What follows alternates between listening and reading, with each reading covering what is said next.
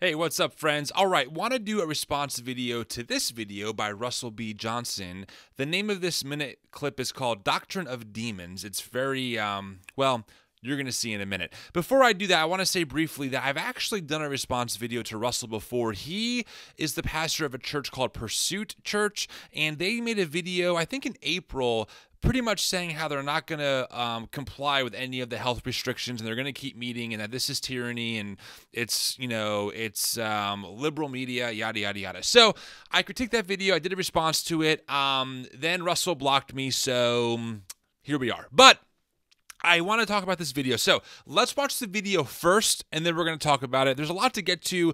I'll try and just hit some of the high points, but first we're going to watch the minute video in its entirety. Here we go. When I attack deconstruction, I am coming after the doctrine of demons that convinces a believer to detach themselves from Scripture and church, all the while reconfiguring their entire theological paradigm around unhealed pain, unanswered questions, unsubmitted sexuality, and undealt with trauma. Here's the truth. You can't deconstruct this because you didn't write this. You didn't build this. You didn't inspire this. You didn't breathe life into this. You only have permission to tear down what you've built. So if you want to cancel something, cancel your own sin. Cancel your own depravity. Cancel your own dysfunction. And spare us from the sanctimonious hashtags and empty virtue signaling. You're not the victim of some heteronormative, cisgendered, patriarchal conspiracy to keep you down. Your life is the product of your decision making, and that's why you should choose this day whom you will serve. All right, let's check our pulse. Let's do a breathe in. Let's breathe out. Okay.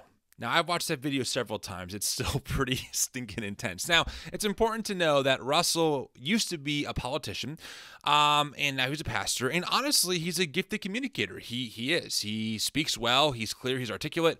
He's energetic, and he's captivating. I mean, that's what makes a good speaker a good speaker. So let's go through this kind of piece by piece. I will try not to stop too often, but there's a lot here, and I'll try and pick up on some things that I think are important for us to recognize and why I have many problems with this video. All right, here we go. When I attack deconstruction, I am coming after the doctrine of demons. Okay, we're going to stop right away. Right off the bat, this clip, what it is saying is that people who are deconstructing, people who are interested in deconstruction, are really under some kind of demonic influence. I mean, that's what we're talking about. Literally, the name of this video is called The Doctrine of Demons. Now, this is kind of like the ultimate trump card in evangelical spaces. If you call something demonic, that's going to put people's hair and make it stand on the back of their neck, because this is like it's demonic, it's demonic, it's bad, it's evil. This is what they did during Satanic Panic in the 80s, and calling things demonic is just it's really scare tactics in my opinion. But here we are. Now we're applying demonic influence to deconstruction. So right away, we're off to that kind of start in this video. That convinces a believer to detach themselves from Scripture and church. Okay, so I want to handle this as well. It's very important. Certainly, you can make the argument that some people who are deconstructing are leaving the faith entirely, and that's their prerogative. I'm not their gatekeeper. But for most of us, especially the ones in the circles that I'm dealing with, we are not abandoning church or the Scriptures. In fact, a lot of us are doing more Bible study than ever, are doing harder work than ever, and are trying to understand the Bible in better and more faithful ways to what the authors intended.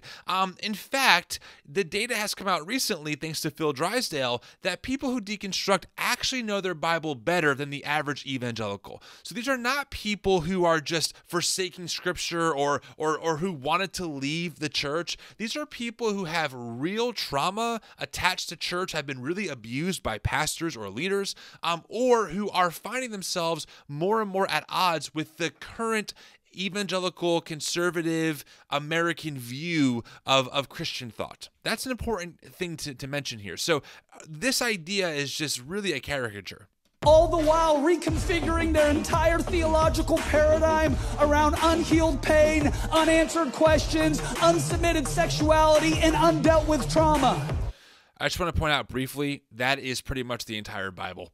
I mean, if that's not the stories in the Bible, if that's not the authors of the Bible, if that's not the book of Lamentations, if that's not the prophets dealing with trauma and with victimization from the empire that they're living under, I don't know what is. So why this is supposed to be a big deal or like a negative thing, it beats me. Here's the truth. Here we go. You can't deconstruct this because you didn't write this. Neither did you. You didn't build this. Neither did you. You didn't inspire this. Neither did you. You didn't breathe life into this. Neither did you. Now, this is a very key thing we have to realize. This is what I like to call gatekeeping. This pastor is essentially saying that how he sees the Bible, how he sees doctrine, how he perceives Christian orthodoxy, which is another big buzzword these days, is what God, or is how God sees things. Therefore, if you have a view outside of what he deems as orthodox or what he deems as healthy, you are now outside of the Christian tradition. Now you're trying to deconstruct God or deconstruct the Bible. It is, I gotta be honest, friends, to me, it's a bunch of nonsense. It is a bunch of nonsense. The Christian tradition is way bigger and way more diverse than American evangelical conservative Christianity that is highly politicized. It just is. And what I like to say is that a lot of us are coming out of the basement of evangelicalism, and we are realizing that there's a huge house that we're actually sitting in. And sometimes pastors like this like to gatekeep and make it seem like if you leave their basement, you're automatically outside of the faith, or you're deconstructing and that's a bad thing, or you're trying to tear down God. That cannot be further from the truth. You only have permission to tear down what you've built. So if you want to cancel something, cancel your own sin. Cancel your own depravity. Okay, interesting thing about this. You know, a lot of times, I mean, I'm not sure how you grew up. I grew up in church, and you sing songs about how you can't do anything on your own. You sing songs about how God has to do things for you, but now it's expected that I have to cancel my own depravity or my own sin, but only Jesus could do that according to their own theology. So, again, it just makes no sense when you really start examining some of these statements. Cancel your own dysfunction and spare us from the sanctimonious hashtags and empty virtue signaling. You're not the victim of some heteronormative, cisgendered, patriarchal conspiracy to keep you down. I gotta say, it's a little ironic that he used the word conspiracy, considering that he made an entire video saying that we're not gonna obey COVID restrictions and being kind of conspiratorial in the video. I also want to point out that I wonder if he's talked to anyone who's actually been oppressed by many of those systems, like minority groups or the queer community, because they have stories and they will tell you of pastors who use patriarchy to keep women in abusive relationships. They will tell you of people who have used heteronormity to keep queer people outside the church. So yes, these systems are absolutely weaponized and used to oppress certain groups. Maybe not him, maybe not people like him, but certainly other people outside of his worldview. Your life is the product of your decision making, and that's why you should choose this day whom you will serve. Okay, the video ends there. Honestly, that last statement, I don't want to dehumanize it. That's not the point. And Russell's made it in God's image, but he's really recycling conservative political talking points wrapped in Christian language. That's exactly what it is. This is pick yourself up by your own bootstraps, which again, ironically, we sing songs every Sunday about how we can't do that, how God has to do something, how if you grew up in a Calvinist tradition or a more Reformed tradition, how worthless you are, and how you can't do anything apart from God, which would make me dependent on God. So anyway, listen, my last thought is this. Pastors like Russell are out there, and what they're doing is they are taking terminology that they are not familiar with, or if they are familiar with, are blatantly misrepresenting, and they're telling people what deconstruction is, even though it's not faithful to what deconstruction actually is for most people. And even if it was normal for people who left the faith, people are allowed to do that. People have autonomy. They're allowed to make decisions for themselves.